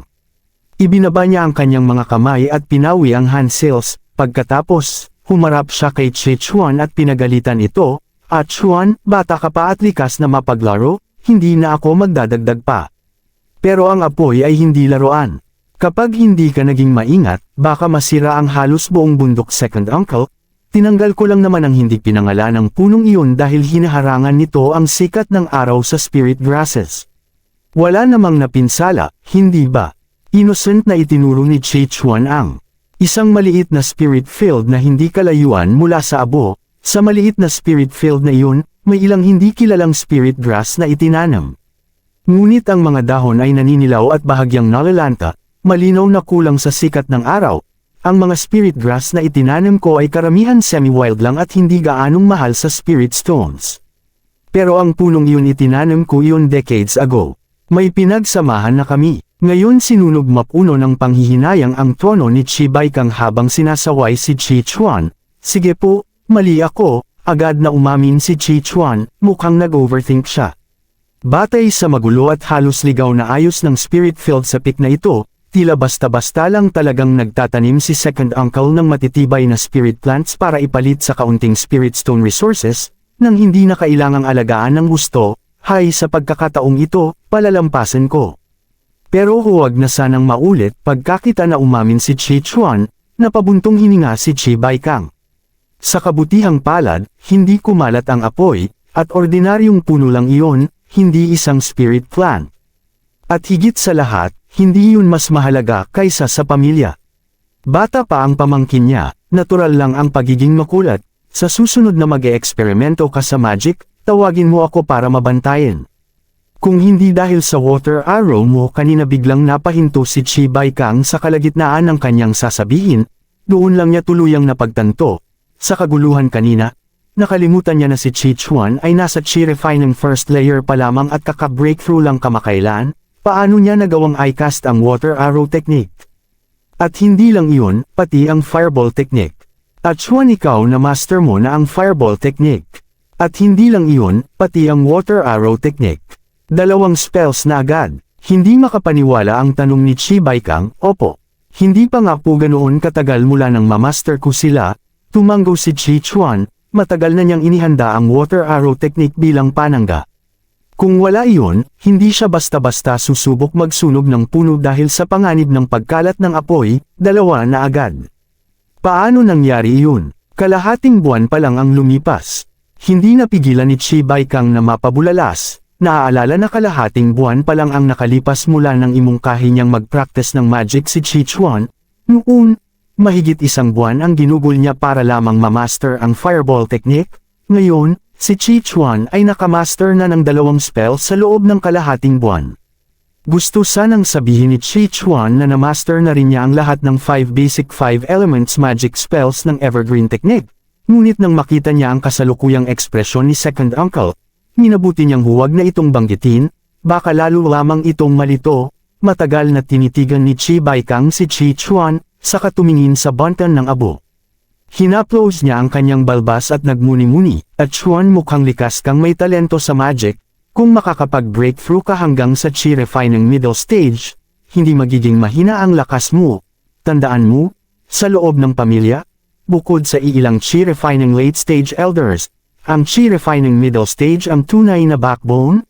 Kapag umabot ka sa Chi Refining middle stage, at umasa ka sa talento mo sa magic, malalampasan mo ang karamihan sa pamilya sa parehong realm. Ikaw ay magiging isang standout. Kapag nangyari iyon, baka ako rin ay makinabang sa kaunting swerte. Sa puntong ito, kumislap ang mga mata ni Chi Baikang, tila natutuwa sa sariling sinabi. Sa kasalukuyan, sa lakas niyang Chi Refining third layer, isa lamang siyang nasa gilid ng pamilya, nabubuhay ng pagod at karaniwan, halos walang suporta. Ito na ba ang tinatawag na magic prodigy?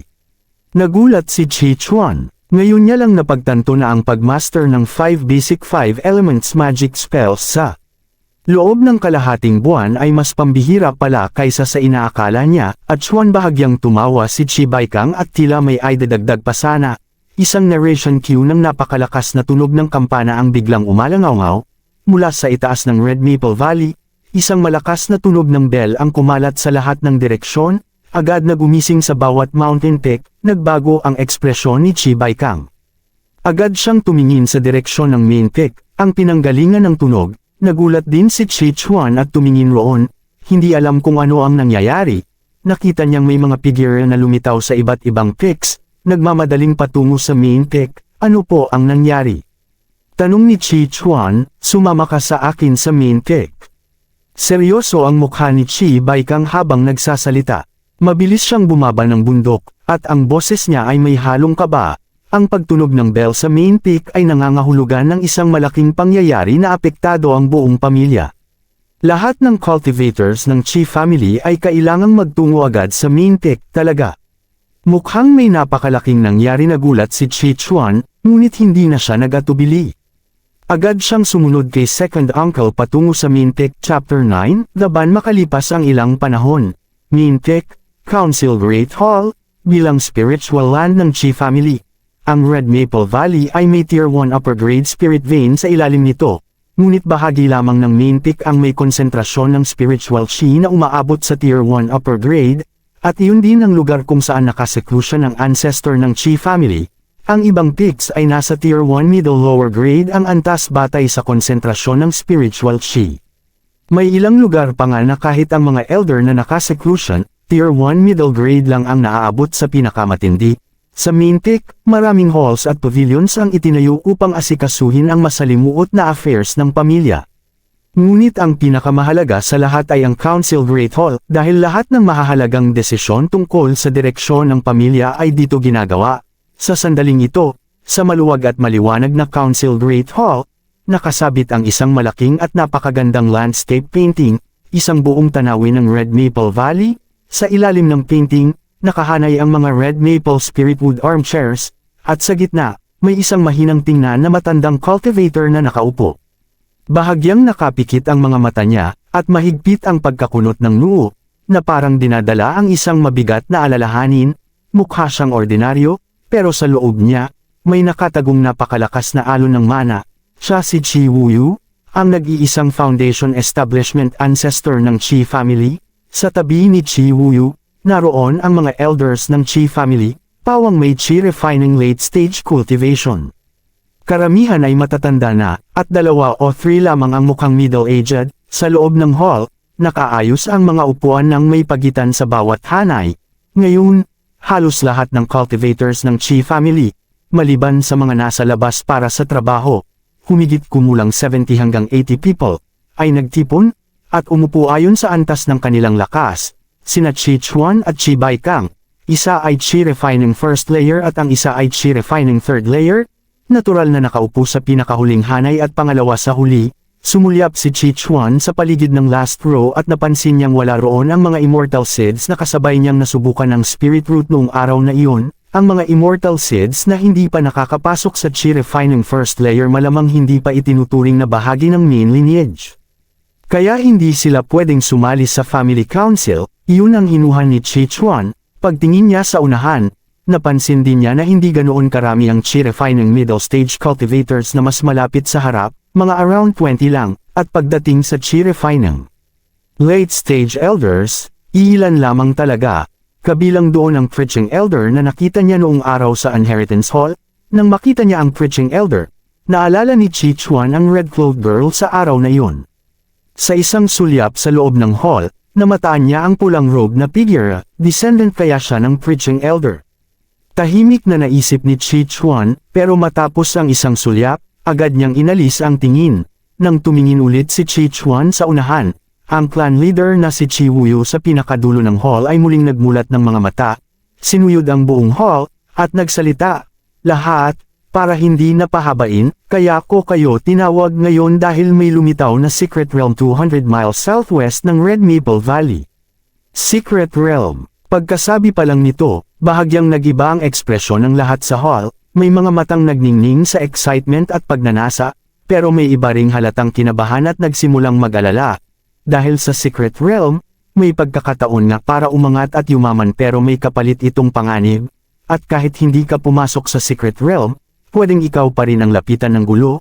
Pagkatapos ng lahat, ang 200 miles ay hindi naman ganoon kalayo, at tuwing may lumilitaw na Secret Realm, kadalasan ang buong paligid ay nagiging magulo at magulo. Pero ang Secret Realm na ito ay walang kinalaman sa Chi family, dahil ito ay nasilna ng Wind Moon Sect. Ang lugar na 50 miles sa paligid ng Secret Realm ay idineklarang Forbidden Zone. Lahat ng miyembro ng cultivation clans at mga loose cultivators ay ipinagbabawal pumasok. Kapag may nahuli, papatayin agad, walang awa. Matigas at mabigat ang boses ni Chi Wuyu. Grabe ang pagiging domineering ng Wind Moon Sect sa loob-loob ni Chi Chuan. Nabigla siya, kahit na may Secret Realm, sa kasalukuyan niyang mahina pang cultivation, hindi naman talaga siya pupunta. Pero ang deklarasyon ng Wind Moon Sect na 50-mile radius Forbidden Zone, at Kill Without Mercy, ay sobrang mapanupal. Gayunman, may lakas ang Wind Moon Sect para gawin yun. At sa hinuha ni Chi Chuan, kung ganito kalaki ang atensyon at galaw ng Wind Moon Sect, ang Secret Realm na ito ay tiyak may laman na hindi basta-basta. Baka may core formation level opportunity sa loob. Kung foundation establishment opportunity lang, hindi ito aabot sa ganitong antas ng panghihimasok. Kaya pagkatapos ng pag-uusap namin ng mga elders, napagdesisyonan ko, mula ngayon, retract natin ang mga puwersa natin. Walang miyembro ng pamilya ang pwedeng umalis ng walang pahintulot. Ang lalabag ay paparusahan ayon sa family rules. Kung kailangan talagang umalis, kailangan mag-report, ma-authorize, at ma-record bago lumabas. Seryosong inanunsyo ni Chi Wuyu. Ginawa niya ito para maiwasan na may kung sinong member ng pamilya ang makagawa ng gulo sa labas. Dahil sa paglahok ng Wind Moon Sect, naging sobrang bigat ng usapin at hindi dapat maliitin. Isang maling pagkakaintindi lang, pwedeng madamay ang buong pamilya, tungkol naman sa Secret Realm, dahil nakialam na ang Wind Moon Sect, kahit gaano pa kaganda ang resources sa loob, hindi na ito kayang galawin ng Chi family. Sa loob ng hall, nanatiling tahimik ang lahat. Walang tumutol, dahil ito ay desisyon ng clan leader at ng elders. Pagkatapos nito, nagdagdag pa si Chi Wuyu ng ilang paliwanag, at sumunod ang mga elders sa pagbigay ng karagdagang detalye, lalo na ang preaching elder, na pinakamaraming sinabi. Tumagal ang buong council ng humigit kumulang half an hour. Sa panahong iyon, kahit ang Chi refining middle stage cultivators na itinuturing na mga haligi ng pamilya, wala ring pagkakataong magsalita, hindi na stable ang sitwasyon. Mukhang kailangan ko talagang manatili muna rito sa loob ng pamilya kahit hindi naman ako balak lumabas. Tahimik na naisip ni Chi Chuan, kahit manatili lang siya at mag-cultivate ng tahimik. Sa tulong ng 100-fold critical strike, hindi rin naman mabagal ang pagtaas ng lakas niya, at kahit wala ang issue na ito, sa Chi refining first layer, ano ba ang magagawa niya sa labas? Natapos ang meeting, at nag-alisan ang mga cultivators, bumalik ang bawat isa sa kani-kanilang picks, at Chuan, mukhang dito muna tayo sa pick natin. Pero okay na rin to. At least, mas kaunti o baka wala tayong family tasks, sabi ni Chi Baikang pagbalik nila sa kanilang isolated pick. Alam ni Chi Chuan na kapag pumasok ka sa Chi refining first layer at naging tunay na mainline cultivator, kailangan mong gumawa ng family tasks, hindi bababa sa 2 bawat taon. Minsan, may tasks pang ipinipilit, kahit voluntary o assigned. Kapag natapos mo, may rewards gaya ng spirit stones o contribution points, pero ngayon, dahil sa Secret Realm, malamang hindi ipipilit ng pamilya ang mga external tasks. Kung meron man, internal tasks lang sa loob ng family area, pero kaunti lang ang ganoon, hindi sapat para ipamahagi sa lahat ng cultivators. Mukhang sa maikling panahon, pwede nga siyang mag-meditate ng tahimik na walang gugulo. Pagbalik sa silid niya, umupo si Chi Chuan sa kama ng naka-crossleg. Ang paglitaw ng Secret Realm ay nagbigay sa kanya ng pakiramdam ng krisis. At ang Chi refining first layer niyang cultivation ay parang kulang pa, kailangan pa itong itaas. Bahagya niyang ipinikit ang mga mata at sinimulan niyang i-circulate ang evergreen technique, habang hinihila ang isang daloy ng mana mula sa dantian. Damaloy ito ng dahan-dahan sa isang tiyak na ruta ng meridian. Sa prosesong iyon, may banayad na attracting force na lumalabas mula sa kanyang katawan. Dahil sa attracting force na iyon, bahagyang nag-fluctuate ang paligid na parang hangin. May mga munting kumikislap na oras ang lumitaw, at pumasok sa kanyang katawan sa pamamagitan ng bibig, ilong, at mga acupoints sa ibabaw ng balat. Ang maselang spiritual chi na pumasok sa katawan niya ay nagbago ng estado habang umiikot sa mga meridian, at sa huli ay nagtipon sa dantian, nagiging mga hibla ng mana na dahan-daang sama-sama sa dati ng mana. Buong proseso ay mabagal, ngunit matatag. Matapos ang isang grand circulation ng evergreen technique, bumalik ang lahat ng mana sa dantian. Iminulat ni Chi Chuan ang kanyang mga mata, at may mga salitang lumitaw sa kanyang paningin. You diligently cultivate, circulating the evergreen technique for a grand circulation, triggering a 20-fold critical strike, gaining a 20-fold reward. Your mana has slightly improved. Chapter 10, Chi refining second layer, minor success in magic. Tinitigan ni Chi Chuan ang mga salitang nasa harap niya. Hindi siya nagulat, bahagya lang siyang tumango, dahil matagal na niyang nakikita ang ganitong uri ng mga salita.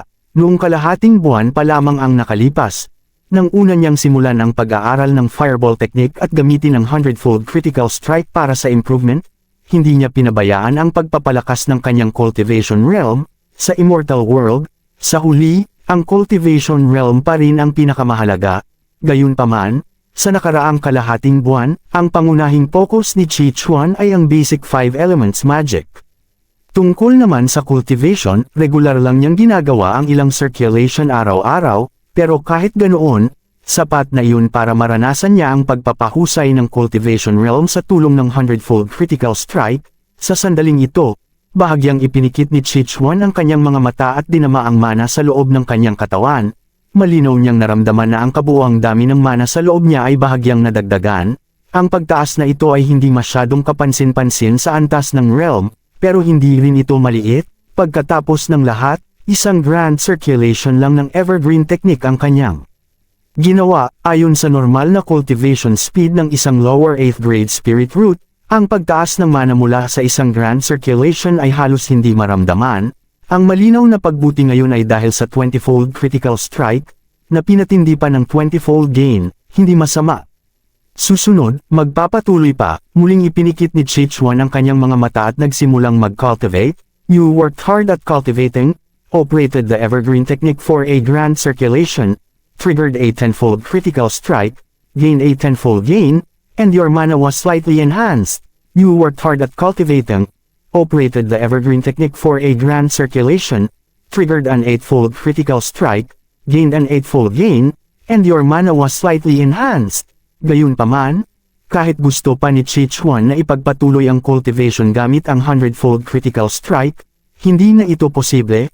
Makalipas ang ilang oras, napilitan siyang tumigil dahil naramdaman na niya ang bahagyang kirot sa kanyang mga meridian tuwing muli niyang pinapaandar ang evergreen technique. Nasa chi refining first layer pa rin siya, may limitasyon ang oras at dalas ng arawang cultivation.